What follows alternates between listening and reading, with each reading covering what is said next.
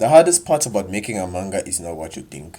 Okay, so you've been studying paneling and speech bubbles and composition, basically how to draw a manga. And you've been learning about characters and plots and writing your plots and characters. Basically, you have your story planned out. And now putting these two things together, the execution of turning your story into a manga, that's the hard part. And that's where one shots come in. You get to practice that part of things. Or join competitions because you're a pro, but if you're watching this, chances are no, you're not a pro.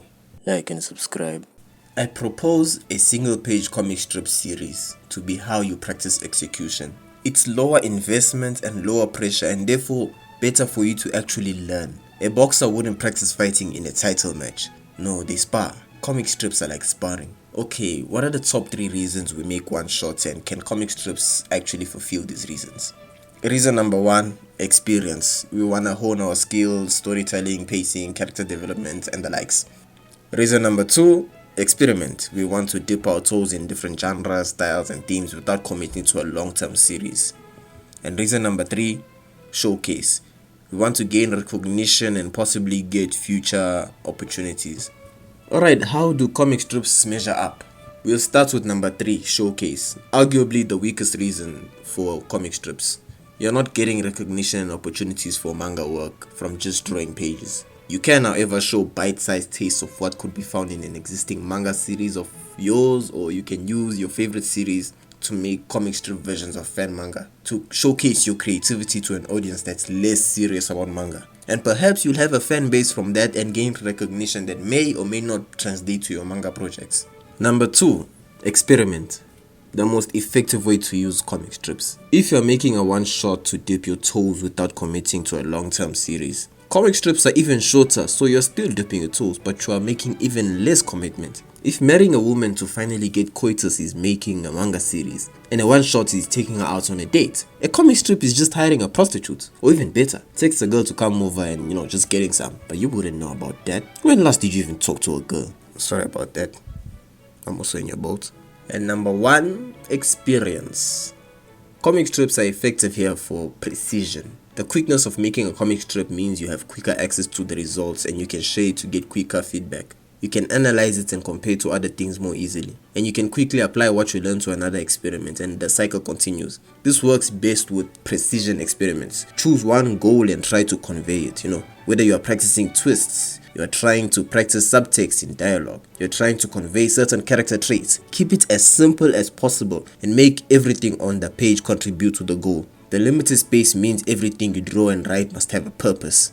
Now that we see how comic strips measure up to one shots, it's up to you if you wanna go down the comic strips line, and if you do, here are 3 things you are going to need. Number 1, you need to know how to make a story that fits on a page. I suggest watching Kisho Tenketsu videos or anything simple like. Making a one shot and making a comic strip takes different knowledge in terms of plot structure. The general structure I use is a 4-panel structure. 1 for the setting and status quo, 2 for the problem, 3 for the twist, and 4 for the fallout. Comic strips are more character and theme focused, and sometimes the emphasis is just the twist. So overarching plots and foreshadowing isn't something you can practice here. Which brings me to number 2. Keep a consistent cast of characters. In other words, make the comic strip a series. Having a consistent cast will challenge you to keep their traits consistent throughout. And if you do decide to develop them, it will still be consistent if you have it make sense from the established strips and keep the development from the following strips. Not having to come up with new characters allows you to actually explore the characters you already have. Putting them in different genres, putting them in different themes, seeing how they react. The experience you will acquire with conveying characters consistently is astronomical, and this skill is very important for writers, and another more important skill you can gain if you have a cast of more than one character is to make them more distinguishable and identifiable.